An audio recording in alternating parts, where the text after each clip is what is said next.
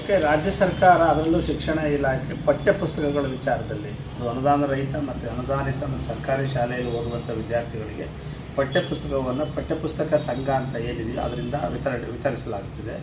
ಅದನ್ನು ಕಂಪಲ್ಸರಿ ಮಾಡಿದ್ದಾರೆ. ಸೊ ಇದರಲ್ಲಿ ಒಂದು ನಮಗೆ ಸಮಸ್ಯೆ ಏನಾಗ್ತಾ ಇದೆ ಅಂದರೆ ಪ್ರತಿ ವರ್ಷ 30% ಪುಸ್ತಕದ ಬೆಲೆಗಳನ್ನು ಜಾಸ್ತಿ ಮಾಡ್ತಿದ್ದಾರೆ. ಒಂದು, ಪುಸ್ತಕದ ಕ್ವಾಲಿಟಿ ತುಂಬ ಕೆಟ್ಟದಾಗಿರುತ್ತೆ, ಅದು ಎರಡನೇ ವಿಷಯ. ಮೂರನೇ ವಿಚಾರ, ಅದರಲ್ಲಿರುವಂಥ ವಿಷಯಗಳು ಪ್ರತಿ ವರ್ಷಕ್ಕೂ ವಿವಾದಕ್ಕೆ ಒಳಗಾಗ್ತವೆ. ನಾಲ್ಕನೇದು, ಪುಸ್ತಕ ಕೊಡುವಂಥದ್ದು ತುಂಬ ವಿಳಂಬ ಆಗುತ್ತೆ. ವಿಳಂಬ ಆಗೋದ್ರಿಂದ ಖಾಸಗಿ ಅನುದಾನ ರಹಿತ ಶಾಲೆಗಳಿಗೆ ದೊಡ್ಡ ಸಮಸ್ಯೆ ಏನಂದರೆ ಪೋಷಕರು ಫೀಸನ್ನು ಕಟ್ಟೋದ್ರಿಂದ ಅವ್ರಿಗೆ ಒಂದು ರೈಟ್ಸ್ ಇರುತ್ತೆ, ನಮ್ಮ ಮಕ್ಕಳಿಗೆ ನಾವು ಫೀಸನ್ನು ಕಟ್ತೀವಿ, ನೀವು ಪುಸ್ತಕಗಳನ್ನು ಸರಿಯಾದ ಸಂದರ್ಭದಲ್ಲಿ ಸರಿಯಾದ ಸಮಯದಲ್ಲಿ ನೀವು ಕೊಡೋದಿಲ್ಲ ಅಂತೇಳಿ ಈ ಎಲ್ಲ ಕಿರುಕುಳಗಳನ್ನು ಖಾಸಗಿ ಶಾಲೆಗಳು ಅನುಭವಿಸ್ತಾ ಬಂದವು.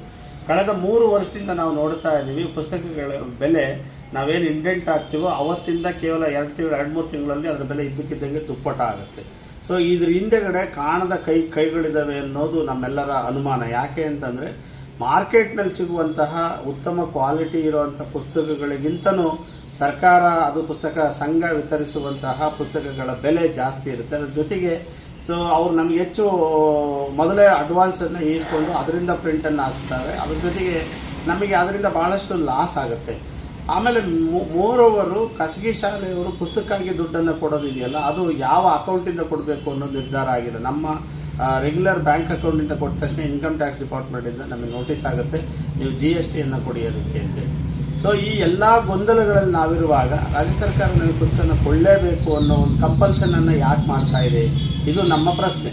ಆಮೇಲೆ ಇದರಲ್ಲಿ ಮೇಜರ್ ಎರಡನೇ ವಿಷಯ ಏನು ಅಂತಂದರೆ, ಸೊ ಈ ರೀತಿಯ ಕಂಪಲ್ಷನ್ ಮಾಡೋಕ್ಕೆ ಅವ್ರಿಗೆ ಅಧಿಕಾರ ಇದೆಯಾ, ಇದು ಮೂಲ ಪ್ರಶ್ನೆ. ಸೊ ರಾಜ್ಯ ಸರ್ಕಾರದ ಶಿಕ್ಷಣ ಇಲಾಖೆ ಇದುವರೆಗೂ ಯಾವುದೇ ಆದೇಶವನ್ನು ಮಾಡಿಲ್ಲ ಕಂಪಲ್ಸರಿ ನೀವು ಪುಸ್ತಕಗಳನ್ನ ತಗೋಬೇಕು ಅಂತ. ಆದರೂ ಕೂಡ ಇಲಾಖೆಯಲ್ಲಿರುವ ಕೆಲವು ಅಧಿಕಾರಿಗಳು ಉದ್ದೇಶಪೂರ್ವಕವಾಗಿ ಖಾಸಗಿ ಶಾಲೆಗಳಿಗೆ ಹಿಂಸೆಯನ್ನು ನೀಡ್ತಾ ಇದ್ದಾರೆ. ಸೊ ಇದು ಖಂಡಿತವಾಗೂ ನಮಗೆ ಭಾಳಷ್ಟು ದೊಡ್ಡ ಅನ್ಯಾಯ. ಈ ವಿಚಾರದಲ್ಲಿ ರುಪ್ಸಾ ಕರ್ನಾಟಕ ದೊಡ್ಡ ಮಟ್ಟದ ಹೋರಾಟಕ್ಕೆ ಕೈ ಹಾಕ್ತಾ ಐತೆ. ಈಗ ನ್ಯಾಯಾಲಯಕ್ಕೆ ನಾವು ಅರ್ಜಿಯನ್ನು ಸಲ್ಲಿಸ್ತಾ ಇದ್ದೀವಿ, ನ್ಯಾಯಾಲಯದ ನೆರವನ್ನು ಕೋರ್ತಾ ಇದ್ದೀವಿ. ಅದರ ಜೊತೆಗೆ ಖಾಸಗಿ ಶಾಲೆಯ ಒಕ್ಕೂಟದ ವತಿಯಿಂದ ಏನು ರುಪ್ಸಾ ಕರ್ನಾಟಕ ಒಕ್ಕೂಟದ ವತಿಯಿಂದ ಖಂಡನೆಯನ್ನು ನಾವು ಈ ವಿಚಾರ ಕುರಿತು ಮಂಡಿಸ್ತಾ ಇದ್ದೀವಿ ಮತ್ತು ಖಂಡಿಸ್ತಾ ಇದ್ದೀವಿ.